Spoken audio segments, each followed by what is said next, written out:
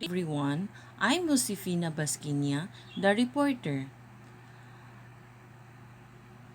My topic for today is curriculum development. Okay, how do we define curriculum? Curriculum is that which is taught at school. Curriculum is a set of subjects. Curriculum is content.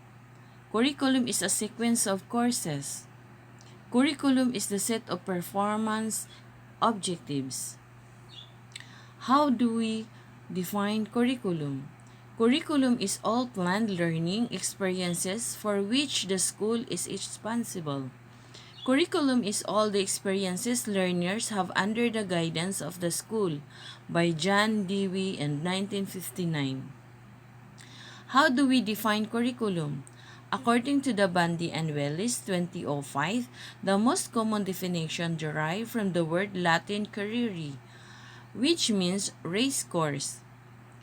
And Bundy Wells 2005 also stated that for many students, the school curriculum is the race to be run, the series of obstacles of hardless subjects to be passed.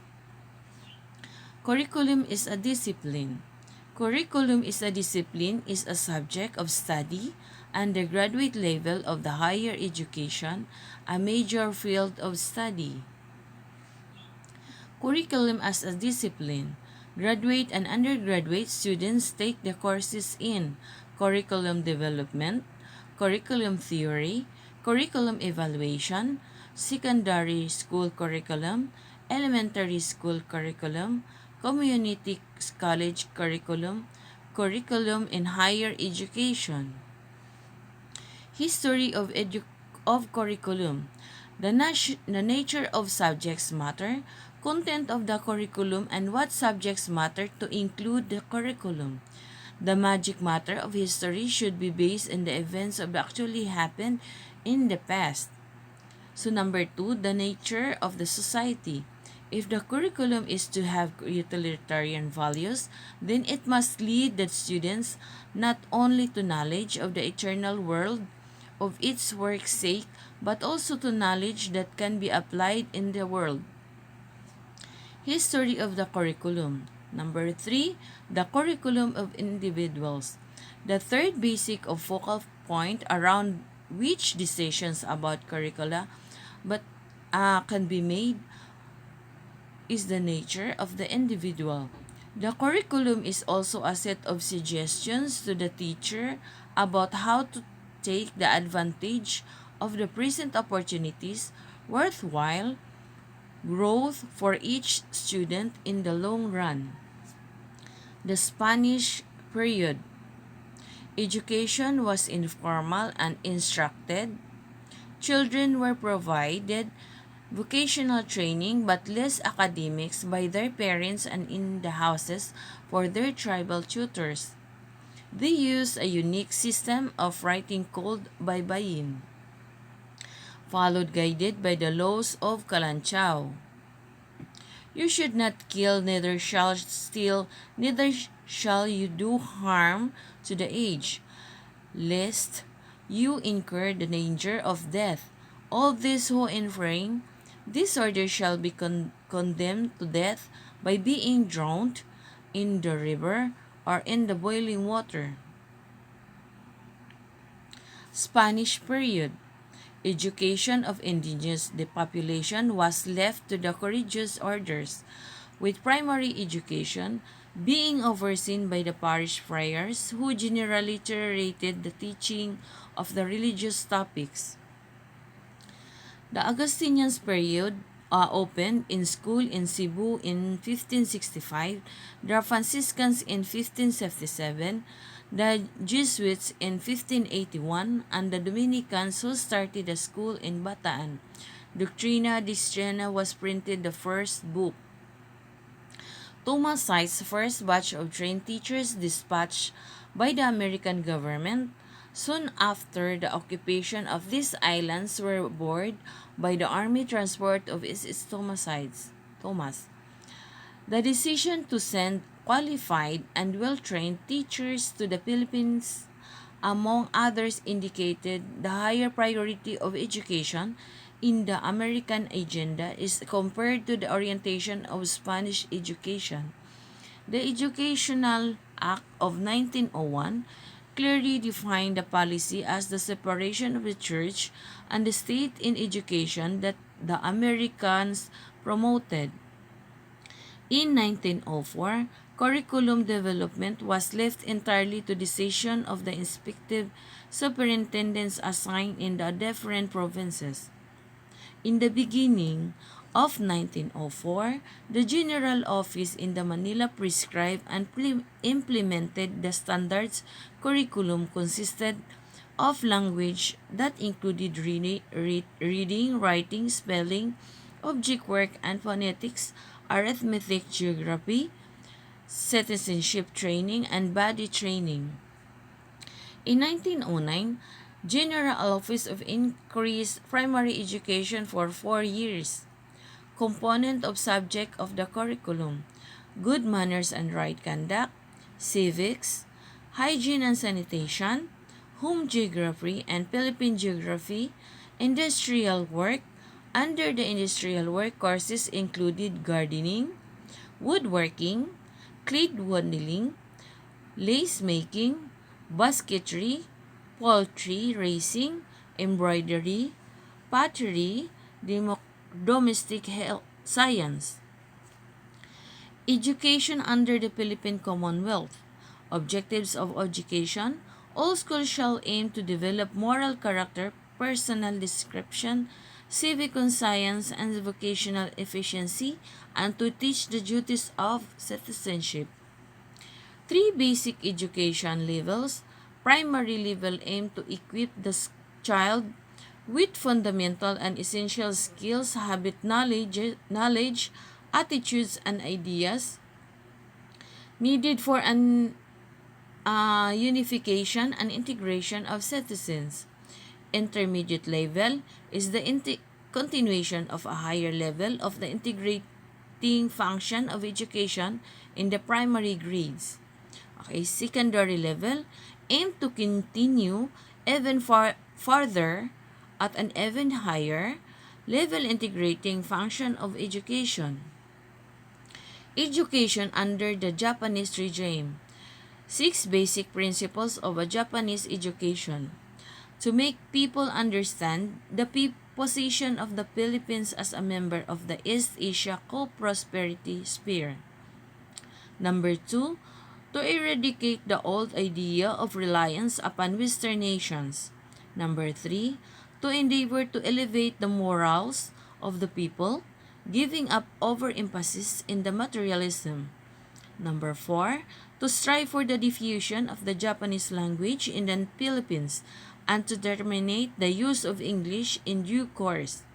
Number 5, to put importance to the diffusion of elementary education and to the promotion of vocational education. And the last one is to inspire the people with the spirit of love labor. The important changes in the curriculum during the Japanese occupation. Number 1, the school calendar became longer. Number 2, class size increased to 60 students per session. Number 3, the Japanese required teachers and principals to render service on Saturdays. Number 4, they discarded the textbooks on certain portions and them that contained liberal and democratic ideas. Number 5, they banned the singing of American songs. Number 6, they included the teaching traditional subjects for elementary education like reading, writing, phonics, spelling, arithmetic, music, character education, health education, and physical education, that means PE. At the secondary level, the greater emphasis was the study of Japanese language. Okay, this is the next. School of Thought in CD. So, essentialist considers the curriculum as something rigid, composed of various subject areas. They are book-centered. Memorization method is used to master facts and skills. progressivists include the pragmatist, experimentalist, constructionist, and essentialist. They conceive the curriculum as something flexible based on the areas of interest. They are learner-centered. They consider the principle of individual differences. Their philosophy aims towards the holistic development of the learner. Okay, the next is dimensions in curriculum development. Philosophical, theological. Okay, essentialism, idealism, privations of one freedom. Concentration should be on moral, intellectual, and aesthetic development of the learner. Pragmatism, education must be used to the society. Progressivism, existentialism, education should enable man make choices in his life. The teachers teach in how, not only the what. Reconstructivism aims to develop the inherent powers of the learner. Realism, education should be based on the realities.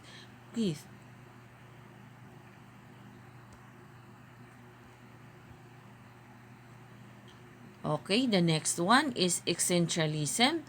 Is a philosophical view which may define a various ways, but it does have the three basic approaches which characterize the central features. Okay, number one, the development both of intellectual and affective potential of man. Number two, the attempts to strengthen the conscious control of choice through the willed intelligence. Number three, the close interrelational of means and ends, as with method and content. Okay, another topic is the main thesis of the constructions, positions are somewhat as follows. The transformation is the society by technological and scientific revolution is radical as to require a new moral and intellectual consensus capable of molding and directing this transformation. Here's another one. It is the task of educators to analyze the social trends, to discern the problem society is facing, to speculate in the consequences of the current social dynamics, and to project the values and the goals which need to be thought to the maintain a democratic way of life. Okay, is another one topic. Psychological dimensions of curriculum development. Have you can see the picture? Okay, the learning, a process which brings about the change in the individual's way of responding as a result of practice or other experience as a relatively permanent change and behavior. Okay, factors considered in every learning situation. The role of data, of sense perception of the stimuli of the present situation. The learner attached to this stimuli. Data furnished by various organs of the body that are more or less concerned with the learning. And the feeling tone. Okay? Law of readiness. When the learner is set of an action, the activity consonant to the set of satisfying activity and appropriate to the set is annoying or frustrating. That is law of learning. Okay, the next one is the law of effect. Affirms that if the response is rewarding, the reward is satisfying, the connections of strengthened. If the effect is unpleasant and connection is weakened. Okay, law of exercise states that when certain types of response or adaptation have been acquired. Okay, conditions affecting learning. Learning will be most affecting when the learner's situations are related to life as realistically as possible. Learning will be most effective when the learner gains confidence in his ability and also acquires favorable attitudes and good work habits. Learning will be most effective when the environment contributes positively to the learning situation. Okay? Learning will be most effective when the learning experiences help the learner gain an insight through practical use the relationships which can be having experience. Learning situations will be most effective when they are adapted to the needs of capacities and interests of learners. Okay, the other one is learning will be most effective when the learners feel the need of the experience and outcomes. So learning will be most effective when the students are free from emotional tensions. Learning experience will be most effective if they are adapted to the normal growth of learning. Learning will be most effective in situations that provide satisfactory for student participation in planning and learning. Okay, here's another one topic, curriculum development and management learning. Principles of new behavior of learning. Subjective principles concerned with what the learner being the learning situation and includes the self-concept, past experience, intelligence, motivation, and emotions. Objective principles deal with the factors relevant to learning situation and include rates of learning and forgetting, reviewing, rewards, self-rewards, generalization, and discrimination. Special learning techniques which are used to include learning efficiency and include mass and distributed learning, feedback, and overlearning. Experiment in approach to learning focuses on the experiences and reactions of the individuals in the group. Factors of learning, concrete experience, reflective observation, abstract conceptualization, object experimentation. And the social dimensions are curriculum of individual development, curriculum for the social development, curriculum of individual and social development. Philippine social realities affective the curriculum, political independence, overpopulation, growing middle class, different means and communication and transformations. Most of our degree courses are patterned abroad with adequate local study of the basis. So guidelines for curriculum development. A good curriculum must encourage inquiry and creativity, be democratic with regard to procedure, accept individual differences, take into consideration scientific and scholarly finding and methods, minimize memorization and maximize discovery, take into consideration the potential of achievement through either the individual learning or the group, must employ teacher resources and multi-dimension rule. Is education for the society or for individual? Curriculum design. Overall framework will be describes that interaction and congruence of the four basic elements and curriculum design. Four basic elements of curriculum design is objectives, content, organization, and evaluation. These elements are the basis for the development of textbooks, syllabi, and lesson plans or learning guides. These different elements are considered singly but interactively in curriculum planning. And also the curriculum design methods, approaches, and curriculum design. So subject-centered curriculum, learning-centered curriculum, problem-centered curriculum. So guidelines in curriculum design. Curriculum design committee should involve teachers, parents, administrators, and even students. School visions, mission goals, and objectives should be reviewed and used as basis as curriculum design. The need and interest of learning in particular and society in general should be considered. Alternative curriculum design should be considered advantages and disadvantages in terms of cost, scheduling, class size, facilities, and personnel required. The curriculum design should be taken into account cognitive, affective, psychomotor skills, concept, and outcomes. So, 6 features of curriculum. Who teaches? Teacher, of course. Who do the teachers teach? The learners. What do the teachers teach? Knowledge, skills, values, understanding.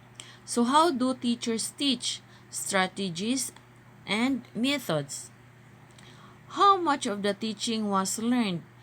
For performance. With whom do we teach? Of course, the community. 4 basic elements of curriculum is the design,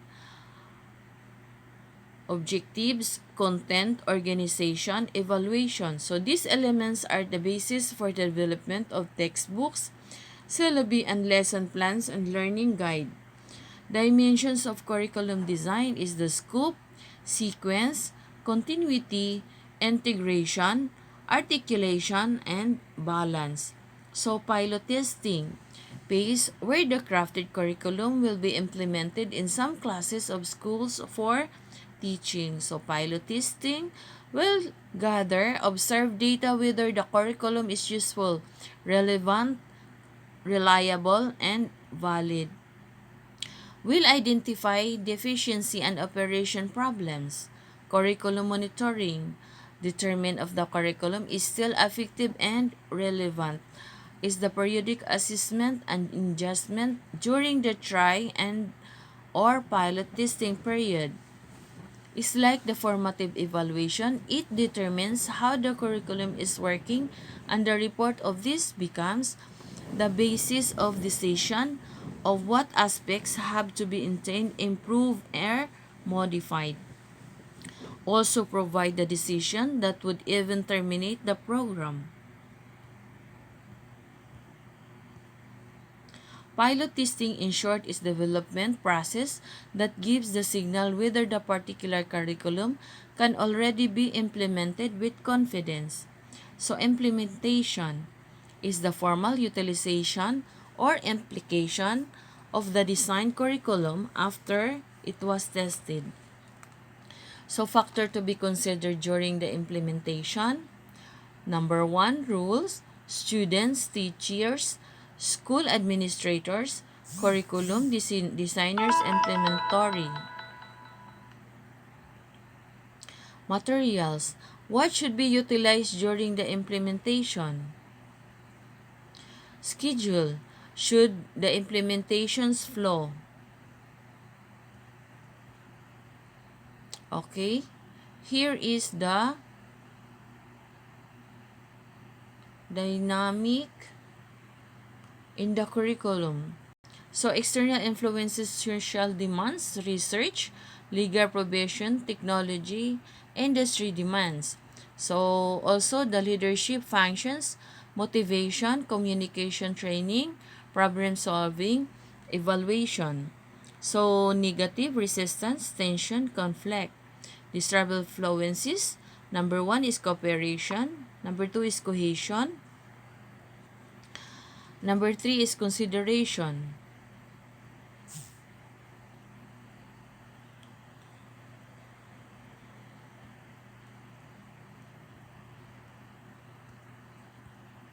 Okay, that's the end of my report. Thank you, everyone.